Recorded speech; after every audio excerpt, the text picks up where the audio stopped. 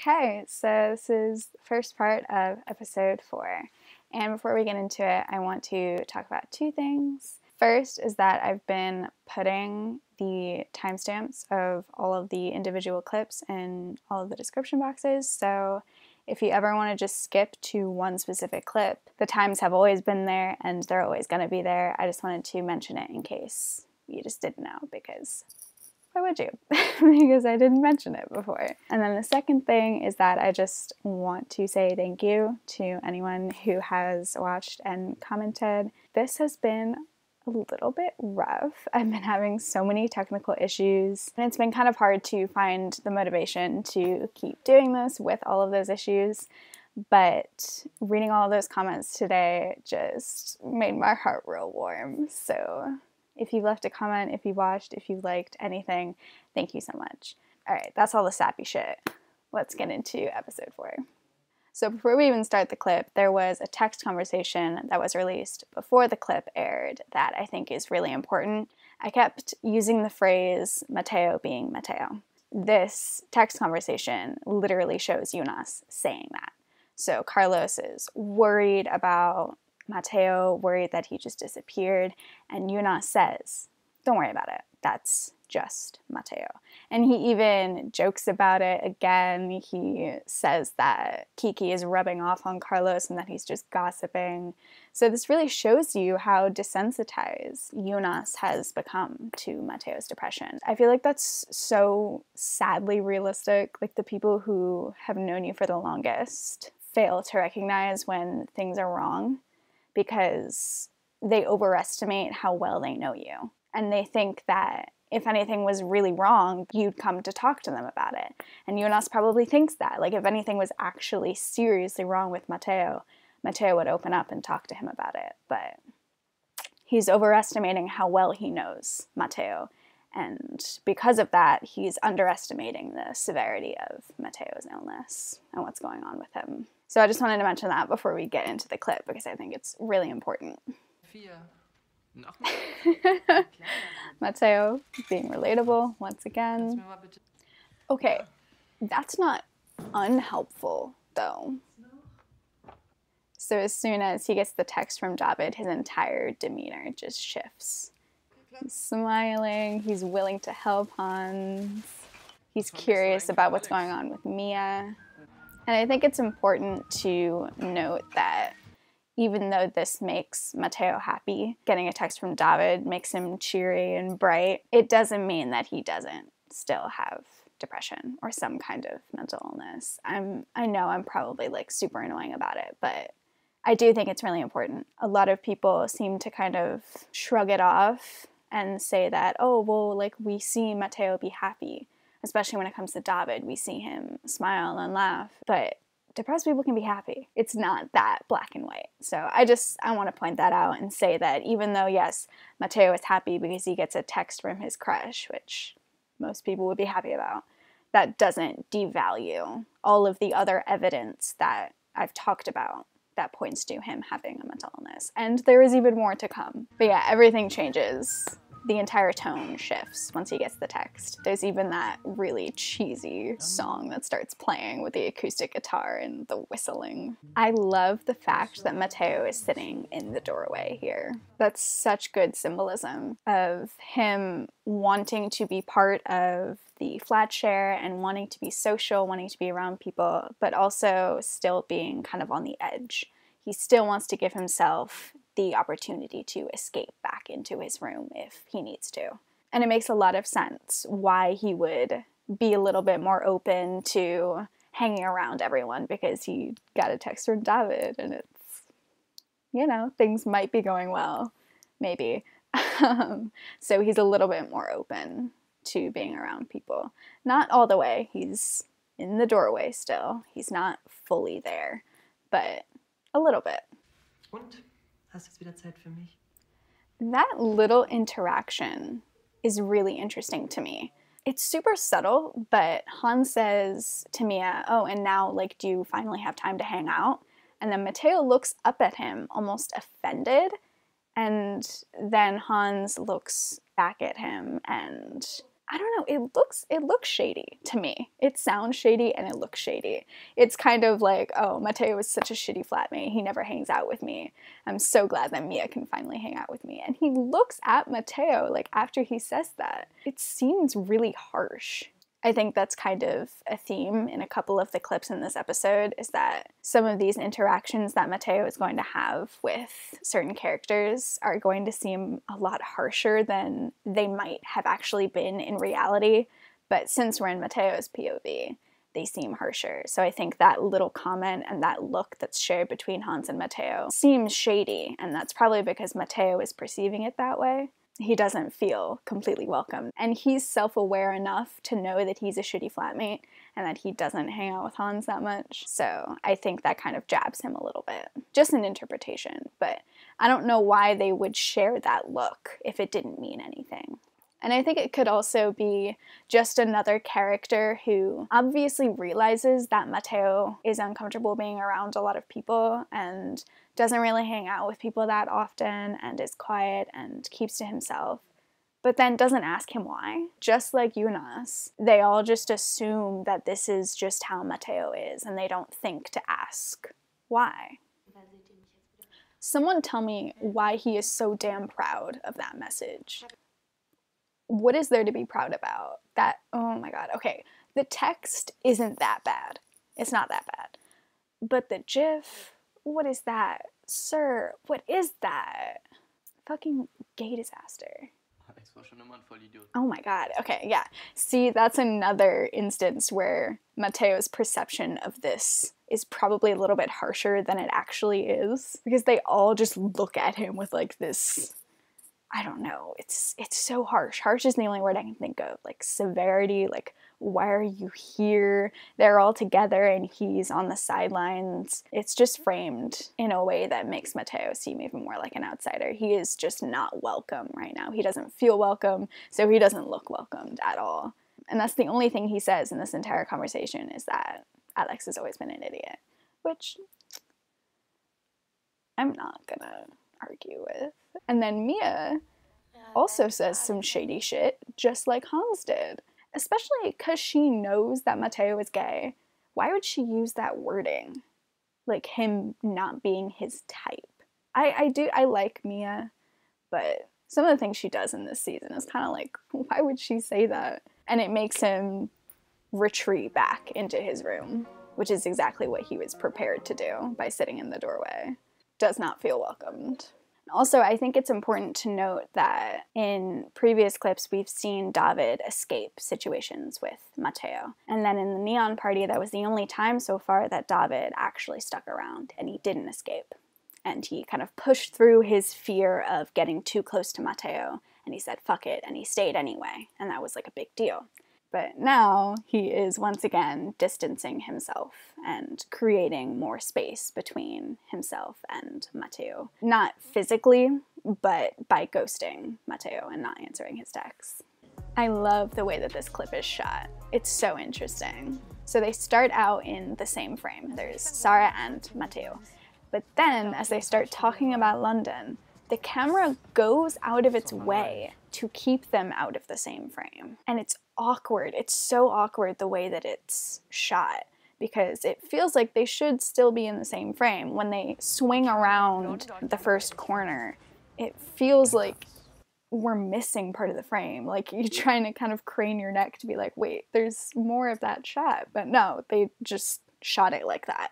They purposefully wanted to show that strain in their relationship. This episode is the most strained that Sarah and Matteo's relationship gets. And the camera work really reflects that. It feels awkward. It feels like it shouldn't be framed like this. And it's perfect symbolism of how they are just not on the same page. On the surface level, they're not on the same page about London. You know, Sarah is saying how she'd love to go there, and Matteo seems like he's kind of really just trying to find a way to argue with her and to not agree with her. But then if you go a little bit deeper, you know that it's actually that they're not on the same page about anything. They just do not mix. They do not work out. And this is one of the last scenes that they're going to have together as a couple. And then once Matteo sees David, someone literally walks in between Sarah and Matteo, even further showing us that distance between them. It catches our attention. It makes us see that they're far apart. I love how he says, and David. It's so gentle and so soft. It's a really nice, subtle way of showing how much Matteo cares about David and only David's feelings. Like, he does not give a shit if Leonie wants to date him. He only cares if David wants to date her. So when Sarah turns the conversation back to London, you can see throughout the entire rest of the conversation that David is in the background. He is out of focus, but he's still there, and he's there the entire time. It's always framed like this as she keeps talking about London. And it gives you the sense that Matteo, while he's trying to focus on Sarah, his eyes are still drifting over to David every so often, and because he's still in the frame, and because we as the audience are probably more interested in David than in Sarah as well, our eyes are also drifting to him, and we can't help but keep looking back and forth between the two of them, which is exactly what Matteo is doing. So I think that camera work and the way that this is framed puts us right into Matteo's shoes, right into his POV once again. Druck is so good at this. I think it's also interesting that the way that it's framed shows that David is higher than Sarah. Like, he's literally higher than her in the frame. And it could symbolize the fact that David takes priority over Sarah in Matteo's mind. There's a Tumblr post that goes more in depth about this scene and how it's framed that I'm going to link down below. And it's great. It's so good. The way it's shot is literally inviting us to keep looking at David. Even though they never put him in focus, they're still like kind of daring us, like, hey, I know you want to look at him, so we're going to let you. Whenever you want, you can look at him. So that's another moment where Sarah pushes Matteo and tries to be like physically playful with him. She did this before in the last episode where she pushes Matteo up against the lockers and he kind of just lets it happen. Like, his body goes pretty lax and he just falls back against the lockers. But in this one, his body goes stiff and he like barely moves at all. One of his hands is shoved into his pocket and the other one is like clutching his backpack strap. And I think that's a really cool way of showing how different he is physically with Sarah versus with David. We're going to see in later episodes that David and Matteo like to like physically tease each other and physically play with each other by like play wrestling and play shoving and stuff like that. And the fact that Sarah tries to do this with Matteo and Matteo's body is just not having any of it, I think that's a cool way to show how different he is with those two people. And then as soon as she leaves, his smile, gone. Absolutely gone. Okay, so I mentioned very briefly that there is locker symbolism in Druck, I think, but I thought that another scene later in the season better illustrated it, so I was gonna hold off. This is the scene. It's very small, very subtle. It could be a stretch, could be a reach, I don't know. In this scene, you can see that stuff is falling out of Matteo's locker. He also doesn't have a lock on his locker, which, once again, could mean absolutely nothing. It could have been a practical thing for filming, I don't know.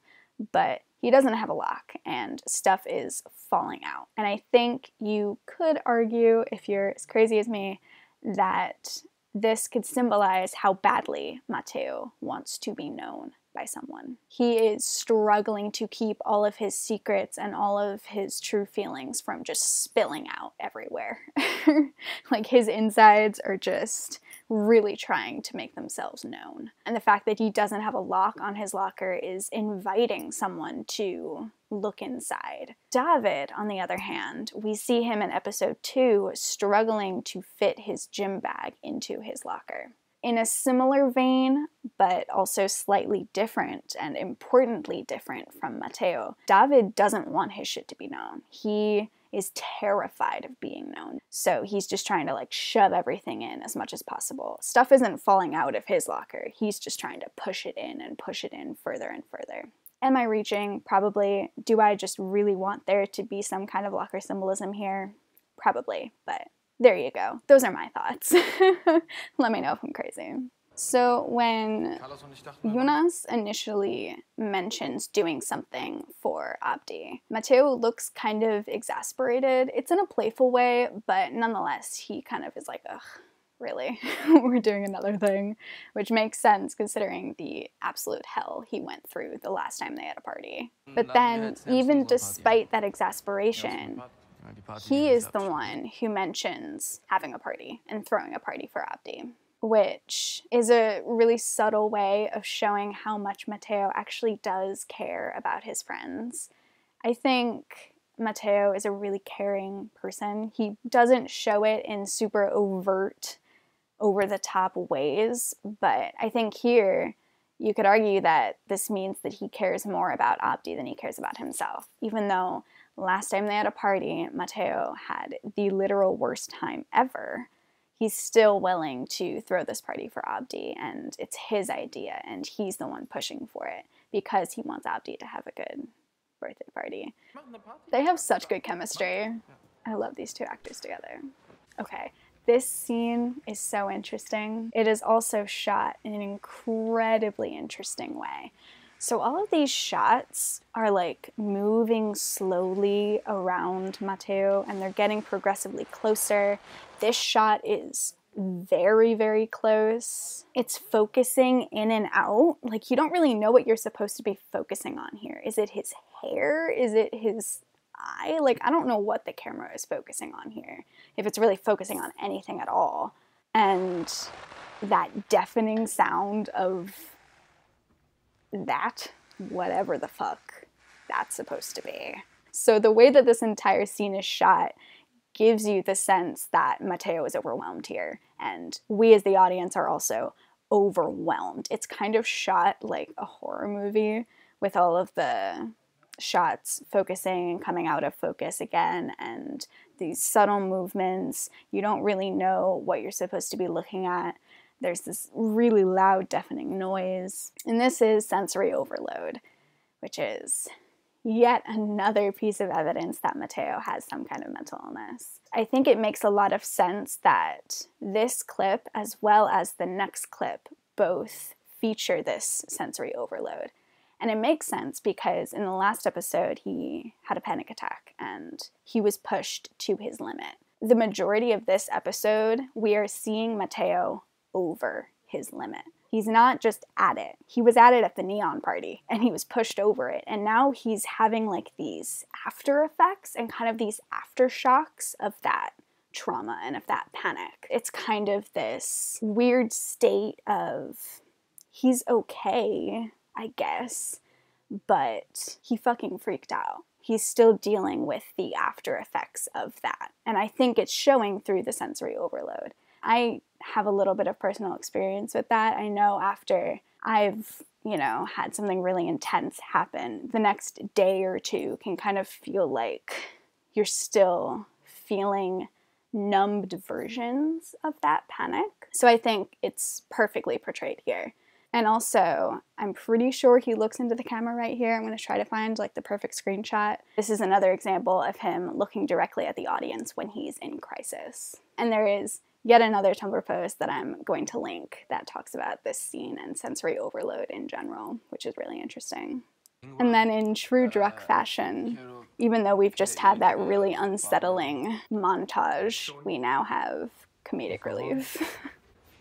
More stellar conversations between Matteo and David in school. But even though Matteo is so nervous and so awkward and still kind of coming down from this intense sensory overload period, he still manages to take an active role in the relationship.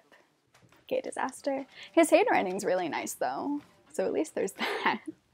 This transition song I think is absolutely perfect. I'm not even going to attempt to say it. I'm just gonna... That's it. That's what it's called. There you go. But I love how it sounds. It's disorienting. It has like these echoey vocals in the beginning. It just sounds like you're in a daze, which is Once again, exactly how Matteo is feeling right now. This is a direct continuation of the sensory overload that we saw in the previous clip.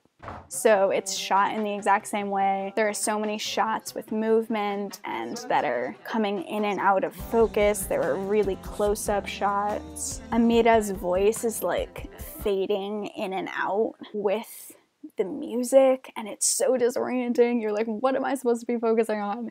I don't know what I'm supposed to be looking at. I don't know what I'm supposed to be listening to. It's a mess, and Matteo looks extremely out of it. Also, throughout the entire montage, Matteo keeps changing the way that he's sitting. Nothing he does makes him feel comfortable, not even the way he sits. They also added pictures of spiders, which, even if you're not afraid of spiders, you don't want to look at one, okay? I'm willing to bet that none of you want to look at spiders, especially that close up. They could have had Amira and Matteo be studying anything right now, but they decided to have her talk about spiders and put close-up shots of spiders in this montage, which I think is, once again, a perfect way to make the audience feel unsettled and dazed and disoriented. Like, why are you showing me this? What's happening? What am I supposed to be focusing on? And then we see some of the reasons why he's feeling like this. We see some of the reasons why he's so in a daze and how he has been pushed over the edge and is just kind of like swimming in this no man's land. It's because of David ghosting him, and also because of, on the surface, his mom, but really it's him struggling with his heterosexuality. I said heterosexuality. He is struggling with heterosexuality. Homosexuality. The gayness. Jesus Christ. And then the music finally fades. Amira's voice finally fades to the forefront, and Matteo is literally snapped out of his daze. Brilliant.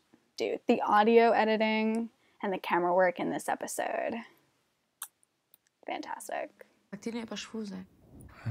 I love how he says that. It barely comes out of his mouth. It's barely a whisper, even. He's already so, like, taken aback. And it's only about to get worse. So from this point on, the shots keep getting closer and closer, and this conversation starts becoming more and more harsh. That was a word that I kept using before, and it fits here as well. Matteo just feels so unwelcomed in this entire episode so far. He feels unwelcomed, he feels overwhelmed, everything just seems harsh. The way that Hans looks at him, the way that Mia says that Alex isn't his type. Literally, his senses are harsh, like all of the sounds are harsh. This is even worse, the way Amira is making like direct eye contact with him, and the things she's saying aren't any more harsh than the original speech, but the way it's framed makes it seem like that because that's how Matteo is perceiving it in this moment. It feels like you're kind of suffocating, and because the shots are so close, it looks like it too. And there's, yet again, another Tumblr post that goes more in depth about this as well. He starts biting his lip, he can't really look at Amira. I think he's bouncing his leg. I don't know, maybe my eyes are just playing tricks on me, but it kind of looks like he's bouncing a little bit, which could be another nervous tic. We already know that biting his lip is one of his nervous tics from the panic attack scene, so it would make sense that he would do that again here. This clip is just, it's so good. So in the beginning, we were overwhelmed by how much was going on. There were so many sounds happening at the same time, fading in and out. There were so many shots of seemingly like random things coming in and out of focus and making us feel unsettled and overwhelmed. And there was just so much. And now here, there's still a feeling of being overwhelmed, but it's because of the absence of everything else. The only thing Matteo can focus on is Amira and what she's saying. I love how both of these things are equally overwhelming for him right now, and in opposite ways. And he looks so broken, defeated again. Almost kind of on the verge of tears, even. before he finally snaps. And the fact that she mentions that it could be a mental illness, I think Sana mentions that in the OG as well, but I think specifically for Matteo, that hits a little bit harder than it would hit Isaac. And then he snaps. He gets angry. He raises his voice, which we've never seen him do to anyone. And I think that's just more proof of the aftershocks. I keep calling them aftershocks because I don't really know how else to explain it, but the aftershocks of the panic attack that he had. We know from that panic attack that he has anger inside of him. It keeps getting let out in these small ways because he's over his limit. He can't deal with it anymore. There's too much. He's gonna do it again in the next clip as well, before he finally gets to let out a lot of the tension that he's feeling. And he looks back at Amira after kissing Sarah, kind of like, hey, yeah, me? Het. Homosexuality? I don't know her. And this is also the third and final, thank God, time in which Matteo does exactly what Sarah wants him to do, after Sarah tells him exactly what she wants him to do. And she goes along with it, and it's totally fine. And she just drops it. She drops any anger that she had towards him, which is valid anger. And she just drops it, though, because he asked her to the party. And then that's it. And the last thing is there's more physical, like, bantering trying to happen between the two of them. Sarah tries to, I don't know, I'd call it like a hand-holding tug-of-war, maybe. But she tries to just, like, be kind of playful with him, and it looks so awkward. It looks awkward. It probably feels awkward. It comes down to, once again, Sarah and Matteo just do not fit. They do not mix. Even their bodies know that this is wrong.